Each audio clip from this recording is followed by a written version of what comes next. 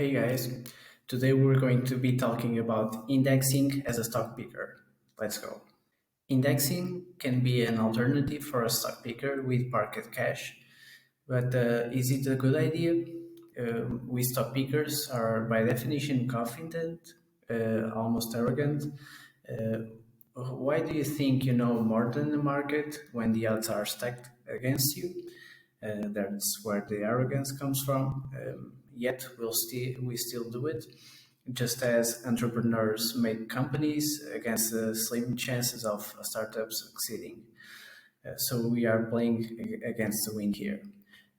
But sometimes stock pickers, much like entrepreneurs, have nowhere to allocate capital to, leaving us with parked cash. And if you already have the habit of parking some cash in case of a crash or recession, it's double trouble because that's two ways of having cash lying around.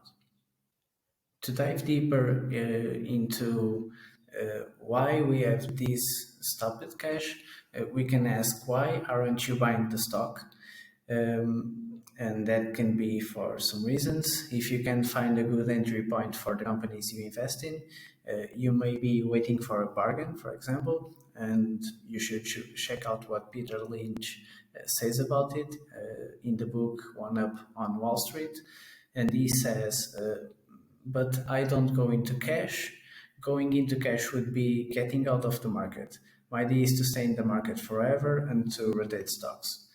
So this is from the book, and I personally think we should take this advice. If you were waiting for a bargain after missing the March 2020 market drop, you are probably regretting the decision now. And we will see if you will regret it in 5 years, but for now, it's not looking good. On the other hand, you may simply consider that the companies you want are overvalued, and that's okay and probable, especially right now, for at least for the companies I usually look at. But that's usually the case if you are trying to buy great companies. The competitive advantages of big companies such as Alphabet and Facebook are well known if you look at those, so it becomes harder to buy them. And it may also happen that you can find what you are looking for. That can be a turnaround investor, for example, that isn't finding good cases to bet on. In any of these cases, what you are left is cash. So this is when indexing becomes an alternative to market cash. Indexing can be simply buying a S&P 500 ETF, or if you are fancier, a mix of several ETFs. And the best book I've read on the subject was by far A Random Walk Down Wall Street by Burton Malkiel. And he makes the case for indexing and stock picking in the same portfolio. So he recommends mostly indexing with world exposure. So buying not only US ETFs. By the way, he doesn't recommend S&P 500 as the preferred one for US equities. He recommends a more broad one because he thinks that one is more representative of the US equity market. But he doesn't recommend you to be exposed only to US stocks. So he also recommends other types of ETFs such as emerging markets ETFs and other types of ETFs. This can be a good idea for certain types of investors, particularly the ones that invest in smaller or unloved companies because they may have more cash in hand. But for a large cap growth investor, someone that invests in FANG stocks, indexing can be another problem.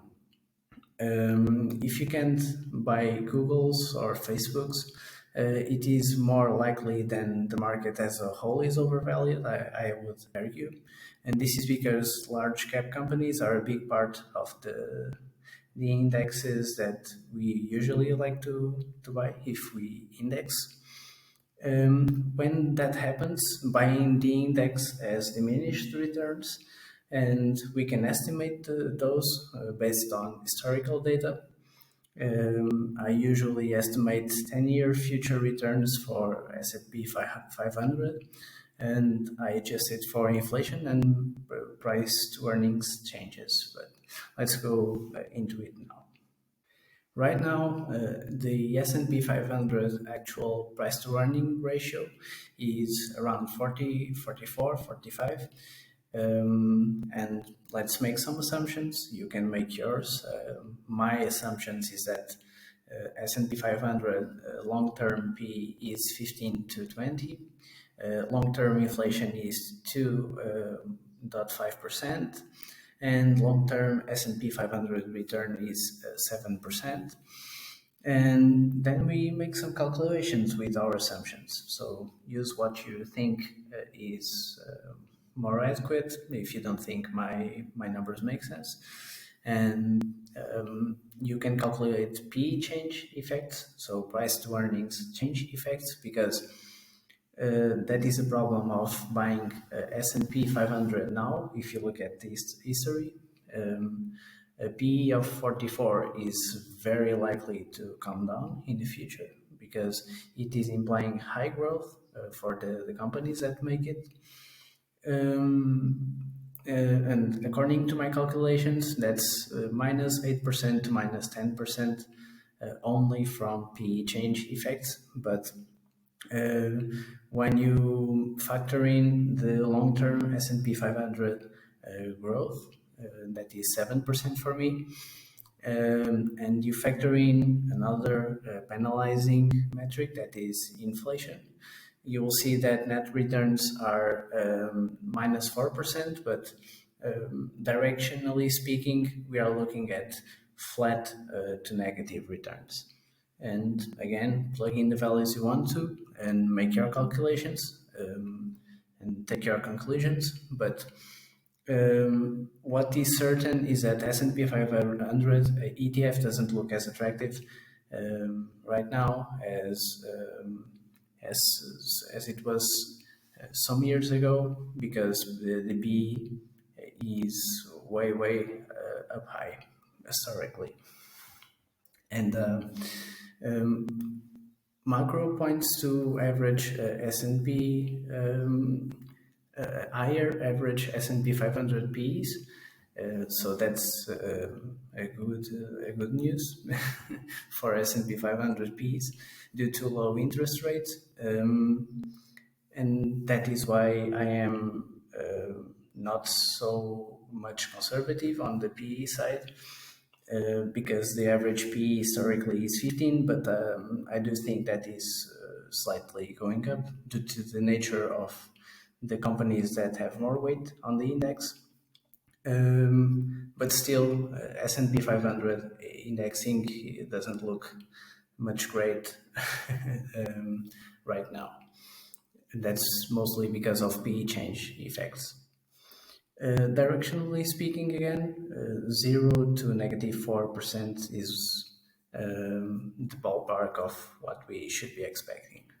And to conclude, depending on the investor type you are, you may be holding a lot of cash, and indexing may not help if you usually buy large caps growth stocks like I do. And what I'm saying is based on historical performance of S&P 500. Bonds are not a good place to be either, and all these issues combined beat stock prices higher. But let me know what you think. Let me know if you are holding cash now, if you are comfortable holding cash right now, and what alternatives do you use to stock picking, if you do use any. Let us know. And that is it for today, guys. If you like the content, please subscribe. You can do that on the website, stockpickinginsights.com, and we'll see you next week.